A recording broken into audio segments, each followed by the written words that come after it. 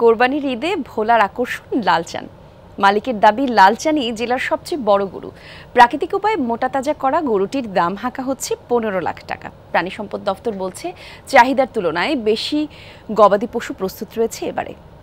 স্বাস্থ্য এবং স্বাদের মধ্যে চমৎকার একটা ব্যালেন্স করে পীর প্রিমিয়াম আয়োডাইজড লবণ। 4 বছর বয়সী লালচান, গায়ের রঙের সাথেই মিলিয়ে রাখা হয়েছে নাম। শখের বশে গরু লালন পালন করেন ভোলা সদরের ভেলদুমিয়া ইউনিয়নের বাউলি বাড়ির জাহাঙ্গীর আলম। প্রাকৃতিক খাবার খাইয়ে মোটা তাজা করেন গরু। খামারের 5টি গরুর মধ্যে সবচেয়ে বড় লালচান।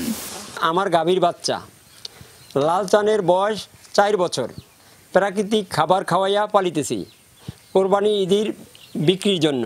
25 মণ ওজনের লালচানের দাম হাঁকা হয়েছে 15 লাখ টাকা। গরুটি দেখতে প্রতিদিনই ভিড় করছেন অনেকে।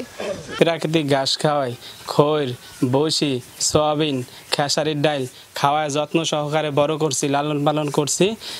এই কোরবানি ঈদে এটারে বিক্রি করব। আমি শুনছি এখানে একটা বড় গরু আছে, গরুটার নাম লালচান। আমি শুই না দেখতে আসছি। হ্যাঁ, আমার বয়সে আমি এরকম গরু আর কখনো দেখি না।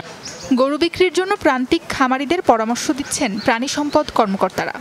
সার্বক্ষণিক আমরা মনিটরিং করতেছি কোনো প্রকার অসৎ উপায়ভাবে যাতে গবাদি পশু লালন পালন না করতে পারে। এবছর জেলার 7 উপজেলায় কোরবানির জন্য 85,000 গবাদি পশুর চাহিদা রয়েছে। প্রস্তুত করা হয়েছে 92,450টি পশু। সাবরিন আলিজা, যমুনা নিউজ।